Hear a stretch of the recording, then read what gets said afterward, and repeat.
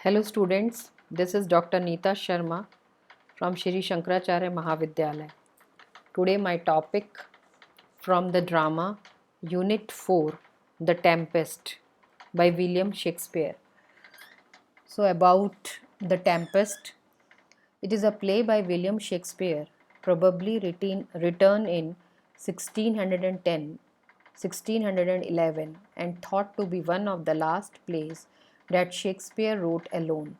After the first scene, which takes place on a ship at sea during a tempest, the rest of the story is set on a remote island where the wizard Prospero, a complex and contradictory character, lives with his daughter Miranda and his two servants, Caliban, a savage monster figure, and Ariel, an airy spirit. The play contains music and songs that evoke the spirit of enchantment on the island. It explores many themes, including magic, betrayal, revenge, and family. In Act 4, a wedding mask serves as a play within the play and contributes spectral, allegory, and elevated language. So, regarding the theme of the drama, forgiveness and repentance are the prime themes of the play The Tempest. Antino, his brother, wronged him by dethroning and banishing some 12 years ago. Prospero designs a tempest and brings all his foes on the island. After some torture and magic over them, Prospero gives his real identity. Thus, the whole conduct of Prospero is a homily on the moral truth that it is far nobler to forgive than to take revenge. The happiness of life is to be attained by nobler forgiveness than cruel vengeance. Freedom is also at the core of the issues raised by the tempest. Prospero's praises flatter him. So, regarding the characters from the drama, Prospero, the rightful Duke of Milan, Miranda, daughter to Prospero, Ariel, a sprite, Caliban, a servant of Prospero and a savage monster, Alcino, king of Naples, Sebastian, Alcino's brother, and Antino, Prospero's brother, and Ferdinand, Alcino's son. So rest of the characters are mentioned here. So regarding the summary of the drama, a ship carrying Alonso, king of Naples, his son Ferdinand, Antino and other nobles is dragged in a storm created by the spirit Ariel under the magic art of Prospero. Prospero's daughter Miranda, afraid for the voyagers, is told they are safe. He explains to her that he is the rightful Duke of Milan, unserved by Antino, and then they had arrived on their island many years before after being sent out to sea by some of those whom he now has in his power. As Miranda sleeps, Ariel reports that the lords are on the island as he had commanded, with Ferdinand separated from the others. Caliban, a savage inhabitant of the island who is also controlled by Prospero, expresses his hostility to Prospero but is forced to do his bidding. Prospero gets Ariel to lead Ferdinand across the island so that he meets Miranda and they fall in love. To test his worth, Prospero makes Ferdinand carry out menial tasks. Alcino and the lords begin their search for Ferdinand, though they fear him drowned. Antino persuades Alcino's brother Sebastian to kill the king and claim his throne, but Ariel intervenes and stops them. Caliban encounters Alcino's jester Trincolo and butler Stefano, whom he decides to serve with the aim of persuading them to kill Prospero. They get drunk and Prospero sends Ariel to confuse and play tricks on them. A magical banquet is placed before the lords as they prepare to eat. Alcino, Sebastian, and Antino are fiercely reprimanded for their past deeds by Ariel, Alcino runs off, followed by the others. Prospero brings Ares, Juno, and Circe into a ceremony celebrating Ferdinand and Miranda's betrothal. He has Ariel and other spirits chase Caliban, Stephano, and Tranquillo away through the marshes to foil their plot against him. He then vows to give up his magical powers once he has achieved his ends and to free Ariel, who has been begging for liberty. Ariel leads the lords to Prospero and they stand in a trance before him. He rouses them and they beg forgiveness, which Prospero grants, and he is restored to his dukedom.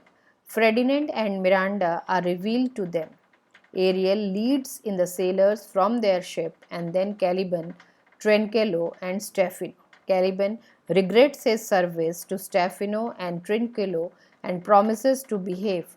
Prospero sets Ariel free and finally asks the audience for his own release through their applause. We shall discuss these plots in detail in the forthcoming slides. So, the plot 1, a storm strikes a ship carrying Alcino, Ferdinand, Sebastian, and Tranquillo, who are on their way to Italy after coming from the wedding of Alcino's daughter, Claribel, to the Prince of Tunis in Africa. The royal party and the other mariners, with the exception of the unflappable boatswain, began to fear for their lives. Lightning cracks, and the mariners cry that the ship has been hit. Everyone prepares to sink. The next scene begins much more quietly. Miranda and Prospero stand on the shore of their island, looking out to sea at the recent shipwreck. Miranda asks her brother to do anything he can to help the poor souls in the ship. Prospero assures her that everything is all right and then informs her that it is time she learned more about herself and her past. He reveals to her that he orchestrated the shipwreck and tells her the lengthy story of her past, a story he had often started to tell her before but never finished. The story goes that Prospero was the Duke of Milan under his brother Antino, conspiring with Alcino, the King of Naples, usurped his position, kidnapped and left to die on a raft at sea. Prospero and his daughter survive because Gonzalo leaves them supplies and Prospero's book, which are the source of his magic and power. Finally, Prospero and his daughter arrived on the island where they remain now and have been for 12 years. Only now, Prospero says, has fortune at last sent his enemies his way, and he has raised the tempest in order to make things right with them once and for all. So, in plot 2, after telling this story, Prospero charms Miranda to sleep and then calls forth his familiar spirit Ariel, his chief magical agent. Prospero and Ariel's discussion reveals that Ariel brought the tempest upon the ship and set fire to the mast. He then made sure that everyone got safely to the island, though they are now separated from each other into small groups. Ariel, who is a captive servant to Prospero, reminds his master that he has promised Ariel freedom a year earlier if he performs tasks such as these without complaint. Prospero chastises Ariel for protesting and reminds him of the horrible fate from which he has rescued. Before Prospero came to the island, a witch named Sycorax imprisoned Ariel in a tree. Sycorax died, leaving Ariel trapped until Prospero arrived and freed him. After Ariel assures Prospero that he knows his place, Prospero orders Ariel to take the shape of a sea nymph and make himself invisible to all, but he will be visible only to Prospero. Miranda awakens from her sleep and she and Prospero go to visit Caliban, Prospero's servant and the son of the dead Sycorax. Caliban curses Prospero and Prospero and Miranda betray him for being ungrateful for what they have given and taught him. Prospero sends Caliban to fetch firewood. Ariel, invisible, enters, playing music and leading in the odd Ferdinand. Miranda and Ferdinand are immediately smitten with each other. He is the only man Miranda has ever seen, besides Caliban and her father. Prospero is happy to see that his plan for his daughter's future marriage is working, but decides that he must upset things temporarily in order to prevent their relationship from developing too quickly. He accuses Ferdinand of merely pretending to be the Prince of Naples and threatens him with imprisonment. When Ferdinand draws his sword, Prospero charms him and leads him off to prison, ignoring Miranda cries for mercy. He then sends Ariel on another mysterious mission. So, on another part of the island, Alzano, Sebastian, Antino, and other miscellaneous lords give thanks for their safety but worry about the fate of Ferdinand. Alzano says that he wishes he never had married his daughter to the Prince of Tunis because if he had not made this journey, his son would still be alive. Gonzalo tries to maintain high spirits by discussing the beauty of the island, but his remarks are undercut by the sarcastic soreness of Antino and Sebastian. Ariel appears invisible and plays music that puts all but Sebastian and Antino to sleep. These two then begin to discuss the possible advantages of killing their sleeping companions. Antino persuades Sebastian that the latter will become ruler of Naples if they kill Alzuno.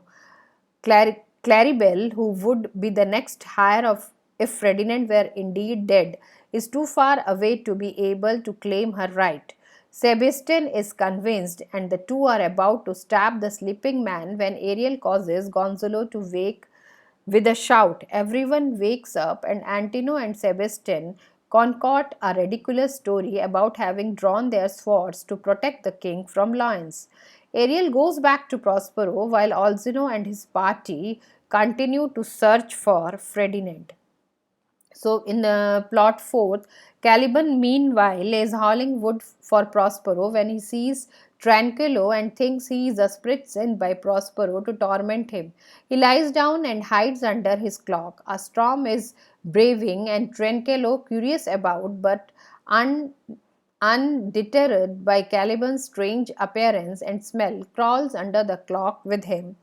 Stefano, drunk and singing, comes along and stumbles upon the bizarre spectacle of Caliban and Tranquillo huddled under the clock. Caliban, hearing the singing, cries out that he will work faster so long as the spirits leave him alone. Stefano decides that this monster requires liquor and attempts to get Caliban to drink. Tranquillo recognizes his friend Stefano and calls out to him. Soon the three are sitting up together and drinking. Caliban quickly becomes an enthusiastic drinker and begins to sing. Prospero put Ferdinand to work howling wood. Ferdinand finds his labor pleasant because it is for Miranda's sake. Miranda, thinking that her father is asleep, tells Ferdinand to take a break. The two flirt with one another. Miranda proposes marriage and Ferdinand accepts. Prospero had been on stage most of the time unseen and is pleased with this development. So in plot 5, Stefano, Tranquillo and Caliban are now drunk and raucous and are made all the more so by Ariel, who comes to them invisibly and provokes them to fight with one another by impresenting their voices and taunting them. Caliban grows more and more fervent in his boots that he knows how to kill Prospero. He even tells Stefano that he can bring him to where Prospero is sleeping. He proposes that they kill Prospero, take his daughter, and set Stefano up as king of the island. Stefano thinks that this is a good plan, and the three prepare to set off to find Prospero. They are distracted, however, by the sound of music that Ariel plays on his flute and Tabor drum, and they decide to follow this music before executing their plot. Alzino, Gonzalo, Sebastian, and Antino grow weary from traveling and pause to rest. Antino and Sebastian secretly plot to take advantage of Alzino and Gonzalo's exhaustion, deciding to kill them in the evening. Prospero, probably on the balcony of the stage and invisible to the man, causes a banquet to be set out by strangely shaped spirits. As the man prepares to eat, Ariel appears like a harpy and causes the banquet to vanish. He then accuses the men of supplanting Prospero and says that it was for this sin that Alcino's son Ferdinand has been taken. He vanishes, leaving Alcino feeling vexed and guilty. So in plot 6, Prospero now softens towards Ferdinand and welcomes him into his family as the son to be husband of Miranda. He sternly reminds Ferdinand, however, that Miranda's virgin knot is not to be broken until the wedding has been officially solemnized. Prospero then asks Ariel to call for some spirits to perform a mask for Ferdinand and Miranda. The spirits assume the shapes of Ceres, Juno, and Eris and perform a short mask celebrating the rites of marriage and the bounty of the earth. A dance of reapers and nymphs follow but is interrupted when Prospero suddenly remembers that he still must stop the plot against his life. He sends the spirit away and asks Ariel about Trincello, Stefano, and Caliban. Ariel tells his master of the three men's drunken plans. He also tells how he led the men with his music through prickly grass and briars and finally into a filthy pond near Prospero's cell. Ariel and Prospero then set a trap by hanging beautiful clothing in Prospero's cell. Stefano, Trincello, and Caliban enter looking for Prospero and finding the beautiful clothing decide to steal it. They are immediately set upon by a pack of spirits in the shape of dogs and hounds, driven on by Prospero and Ariel. So in plot 7, Prospero uses Ariel to bring Alzano and the others before him. He then sends Ariel to bring the boat's vane and the mariners from where they sleep on the wrecked ship. Prospero confronts Alzino, Antino, and Sebastian with their treachery but tells them that he forgives them. Alzino tells him of having lost Ferdinand in the tempest, and Prospero says that he recently lost his own daughter. Clarifying his meaning, he draws aside a curtain to reveal Ferdinand and Miranda playing chess. Alzino and his companions are amazed by the miracle of Ferdinand's survival, and Miranda is stunned by the sight of people unlike any she has seen before. Ferdinand tells his father about his marriage. Ariel returns with the boatswain and mariners. The boatswain tells a story of having been awakened from a sleep that had apparently lasted since the tempest. At Prospero's bidding, Ariel realizes Caliban, Trincello, and Stefano, who then enter wearing their stolen clothing. Prospero and Alzano command them to return it and to clean up Prospero's cell. Prospero invites Alzino and the others to stay for the night so that he can tell them the tale of his life in the past 12 years. After this, the group plans to return to Italy. Prospero, restored to his dukedom, will retire to Milan. Prospero gives Ariel one final task to make sure the seas are calm for the return voyage. Before setting him free, finally Prospero delivers an epilogue to the audience, asking them to forgive him for his wrongdoing and set him free by applauding. These are the acts of the Tempest. So already I have told you the story. This is the description of Act 1. Then again Act 1 scene 2. Then Act 2 scene 1. And you will find, as I have described the story, so it was divided into the Act 2, Act 3 and Act 4, Act 5, and finally the conclusion of the story. The Tempest is a play about magic, betrayal, love, and forgiveness.